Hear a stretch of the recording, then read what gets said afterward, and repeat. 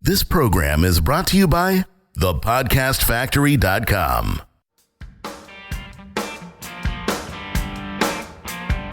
Hi, my name is Igor Kheifets, and this is the List Building Lifestyle, the only podcast which delivers cutting-edge conversion strategies from the online trenches straight to your earbuds. Download the transcript of today's episode and all future episodes at listbuildinglifestyleshow.com. I also invite you to grab a free copy of the Wealthy List Builder Survival Guide at listbuildinglifestyleshow.com/survival. And now, once again, it's time to claim your list building lifestyle. Welcome back to another edition of List Building Lifestyle with the guy who makes babies cry at coffee shops, Mr. Igor Kheifets. Hey, I did not make that baby cry. Allegedly. Allegedly. What did you do to that kid? You're like, hey, shut up, I'm on the air. That baby girl couldn't take the truth that, some traffic is fake. And that's how the world works. She has to accept it. Yeah, a little bit of cold hard truth for you. Good stuff, man. So for everybody listening at home, Igor just enlightened me to why the coffee shop's noisy, because we're recording on the wrong day at the wrong time. We messed with our formula, and now you're paying the price, not us. You're paying the price. But Igor, what do you have in store for us today?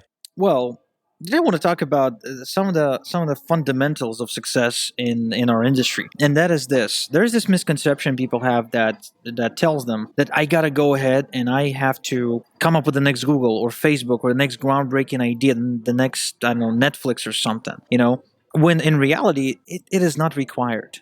Like, you don't have to reinvent the wheel. You don't have to come up with the next airplane. You don't have to be Thomas Edison. What you gotta do though is you have to pay attention, spot a marketplace need, and fill it with a product or service which solves that problem. Because success really does come down to the old cliche, help enough people get what they want in life and you'll get what you want. So, Jonathan, if you don't mind, I'm going to use you as a guinea pig. Uh-oh. So you got the podcasting service going on, right? And there's guys like me who recognize that podcasting is a trend and want to capitalize on it. And we, guys like me, have no clue how podcasting works. We have no clue how to edit sound. We have no idea how to rank on iTunes or whatever. By the way, I just checked. I'm still number one on the Israeli iTunes. Wow. I think I've been number one in that thing for ever since we started. You own it, baby. Yeah.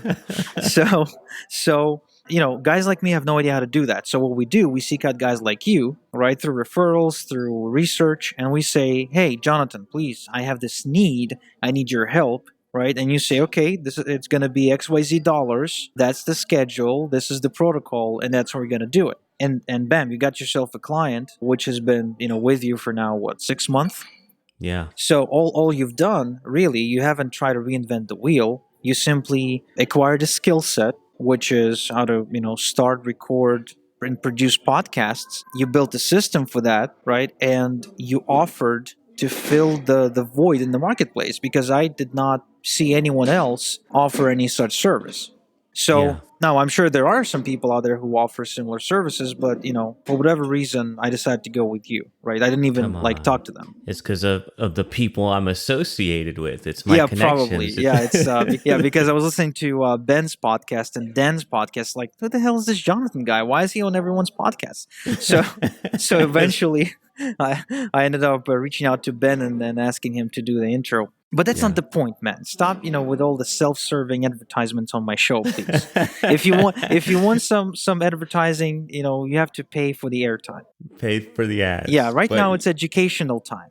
All right. So what are we educating here? Reinventing the wheel. I think it was Steve Jobs who said, you don't make I would butcher the quote, but the main idea of what he said was just make things better. You don't have to make it the best. Make things better. And so when you're talking about other people offering similar services, they certainly do. There's 100 million other companies out there and more of them getting in every day to the podcast game. But all I did with my service was make it better than whatever other people were offering and better to you. Like, it's better to you. It's better to people like Doberman Dan. So it's better to a certain group of people. Well, the point is, though, you didn't have to create a whole new thing. No. You took on an existing concept and you took it up a notch, right? Exactly. And that's the whole point. Like, don't try to hold yourself back by believing that you absolutely have to, no matter what, come up with a new, exciting, unique, never seen before thing. You don't.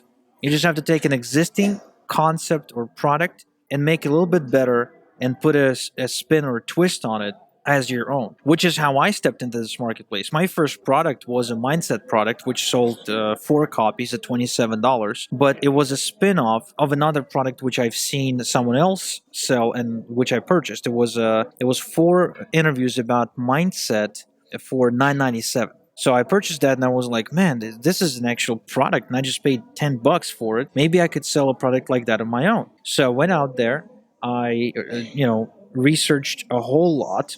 I put all my thoughts into an 80-page ebook, designed a great looking cover, and recorded 4 interviews about mindset and packaged it all up into a product which I sold for $27. Again, I sold 4 copies. I didn't make much money, but that was a good start. My next product, what I've done is I did a list building product with a spin on the whole moving the free line concept, right? Which basically didn't quite work. Like, I was coming out with an idea that you don't need to give away free stuff. Instead, you have to do things slightly differently. That product sold for at first $7. Then I added a few tutorial videos to it about how to like get hosting and set up your domain, how to set up your squeeze page and that sort of thing. So it was now a 13-page PDF report and like 5 videos, which sold for $9.97. I eventually turned it into a more robust product, adding 2 more manuals and 10 more videos, and put the price up to $27. And that was my flagship product, which allowed me to quit my day job. Wow. Really? A $27 product? Yeah. So I started making like 2-3 sales per day. And 2-3 sales per day at $27 over the course of a month made me enough money to quit my day job here in Israel. Igor, I'm wondering, did you invent list building? Yes, I am the list building prince after all.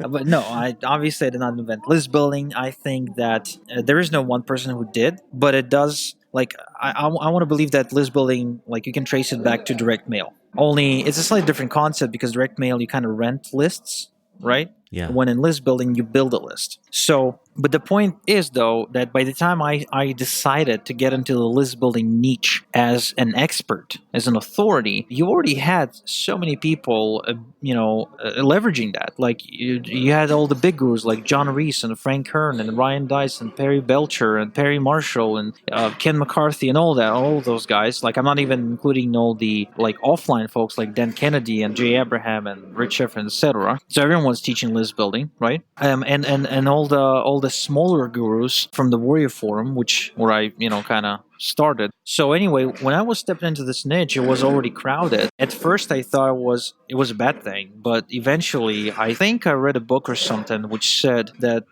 it is a good thing simply because there is tons of competition, there's tons of money to be made, and it also gives an idea that there is a market for that. Yeah. That's one thing that really caught my attention when Ben first said that. He likes to get into the golf niche, the weight loss niche, the dating niche, because there is so much competition that it doesn't take as much work to get some market share and still be profitable. Brilliant. Dating is huge. Like, what are the big markets out there? There's golf, there's some sort of health related pain stuff, there's weight loss and supplements, Yeah. there is self help, there's make money online and MLM. Like, there's a few, right? There's less than 10 big markets. And usually, if you're looking to make money rather quickly or kind of establish yourself quickly, you don't go inventing a market. You just step into an existing market and you take on a micro niche in that market to position yourself. Yeah. Yeah. Money, health, wealth. Doberman Dan talks about them all the time, but yeah, that's it. Just, and the good part about those markets is that you only have to be a little bit better than the next guy, just a little bit better to make an impact, which is kind of interesting because in some of these other more obscure markets, you have to be a whole bunch better to get noticed. But yeah, I like the idea. I think I need to get into one of these competitive markets. Well, yeah, I do agree with you that, depending on the market, it changes. Like, if you want to step into the dating market, it is so advanced that you have to be really good. Like, I don't think there's any more room in the dating market for people that are amateurs.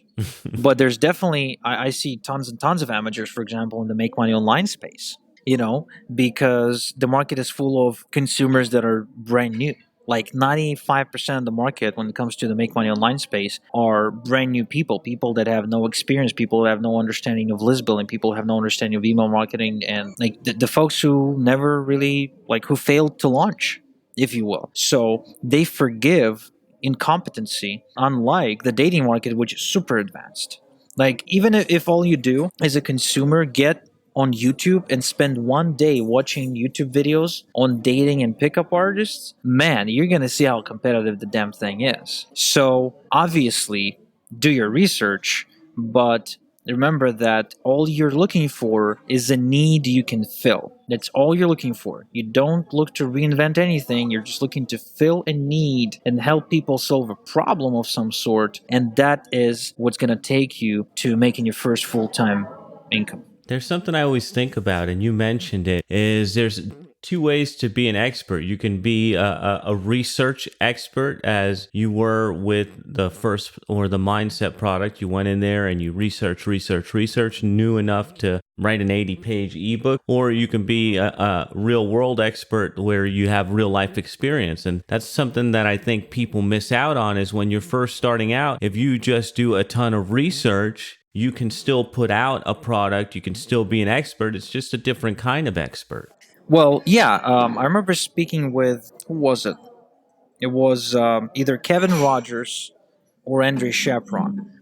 And one of them was studying John Carlton, like aggressively, like reading everything he was putting out, watching every single YouTube video, listening to every single interview recording, etc. And what they've done was just, they were simply posting to their blog whatever they were studying from John Carlton in their own words. And that's how they became an authority on the subject of copywriting. Simply by restating other people's teachings in their own way and field testing the knowledge in the marketplace, that's how they quickly rose up to become an authority, and that showed in the first affiliate promotion, which led to a huge paycheck. Man, I hadn't heard that story before. I'm going to have to go back and check that out. So basically, it comes down to what Ray Higdon calls the LDT model. I think he calls it that. Maybe I'm butchering, but it's called learn, do, teach. So you learn something, you go do it, and then you teach it to somebody else. And by doing so, you become experienced through theory, and at the same time, you're also doing it. So you're basically coming from a real place when you're teaching to other people. You're teaching from experience. That's an interesting concept, and I'm wondering why so many people, and I find it to be in many different markets, but why do people skip out on the do part? Fear of success, fear of failure. I think you got ideas for new episodes there. But have you noticed that too, where people actually skip out on the do, and maybe they go learn, teach, and there's no substance? Because we talked about unethical marketers, I think, in the last episode, and I feel like there's a lot of people out there that will skip out on the do. You see, but when they do skip out on the do element of this formula, it comes through in their marketing. That's one of the reasons why they can't really sell anything or can't really recruit anybody, because they don't do it from their core.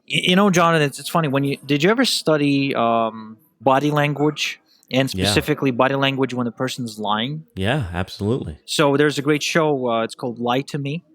And so what this show kind of teaches is that people unconsciously reveal when they're lying, when they're uncomfortable, when they feel negative emotions towards, whoever they're talking to, etc. And the body can't lie. The body will give out these signals. So I believe that when someone markets or sells not from their core, their work gives out the signals, and the client, the prospect, can't really pinpoint the reason why they didn't purchase from them, but subconsciously they understand. That's interesting. I don't know if you've ever read it, but there's this great book called Everybody is Lying. And it's written by a former FBI profiler, but it gives you a lot of tips on people's body language and how they're lying. But I like the idea of it actually being in their copy and in their marketing, that discomfort that they're revealing they haven't put the work into the do portion of the LDT formula? Well, first off, thanks for the book recommendation. Remember how a couple episodes ago we spoke about why that people kind of jump from one thing to the next and never finish a product, etc. Never finish going through something. So I just purchased another book, and I still got like 86 books to go through. But guess which book I'm gonna start tonight? Oh yeah, you're gonna start on Everybody's Lying? Yeah, I just got it. Nice. All right. So what else do we have here with the idea of not having to build the next Facebook or Google and just doing something, anything better? Well, really, there's no more we can say about that, to be honest. I mean, it really comes down to not overcomplicating it and really just going for the specific need. Like when I was kind of going up the ranks, for instance, and I finally succeeded with my own product, I would start making money and I was making enough to cover the bills, but obviously I wanted more. So the next marketplace need that I filled was building sales funnels and writing copy for people. Because even though there's no shortage of great copywriters, there seems to be always a shortage of copywriters that are affordable. So at the time, given that I was still kind of honing my writing chops, I just offered my services at a real low price and I scored 3 to 4 clients every single month. So I made extra income just providing a skill set which I've had and the person buying from me did not have. Eventually, after that, I moved into building not just writing copy, but building sales funnels, including like writing the sales letter and putting together the squeeze page and putting together the download page, etc. There was one time when I sold an info product, as in I built a product for somebody. So every time I spotted a need, right, either on a macro scale or a micro scale, I capitalized on it because I needed the money. And then that's how slowly but surely I built up my income.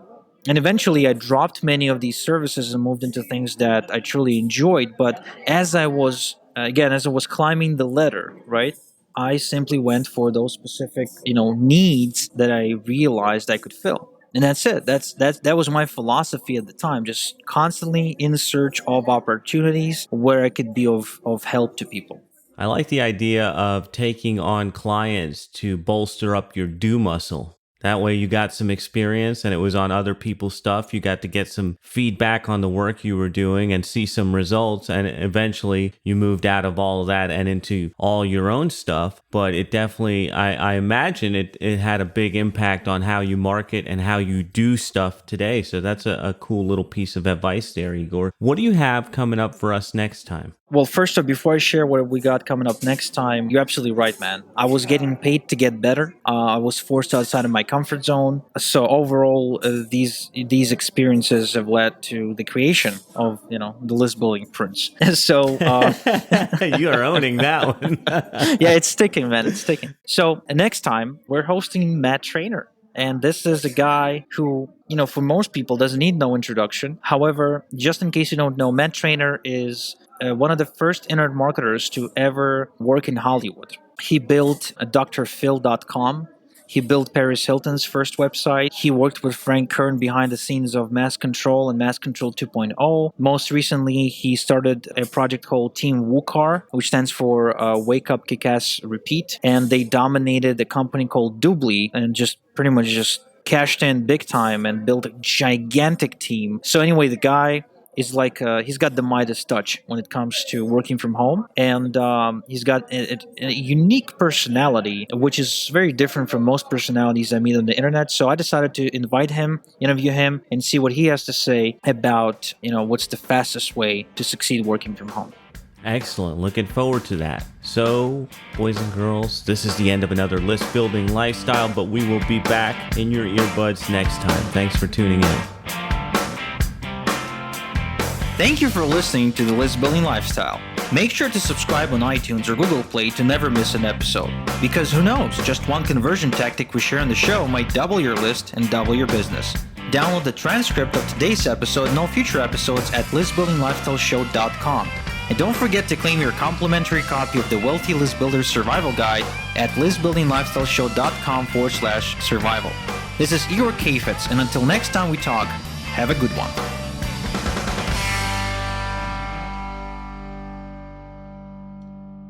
This This is thepodcastfactory.com.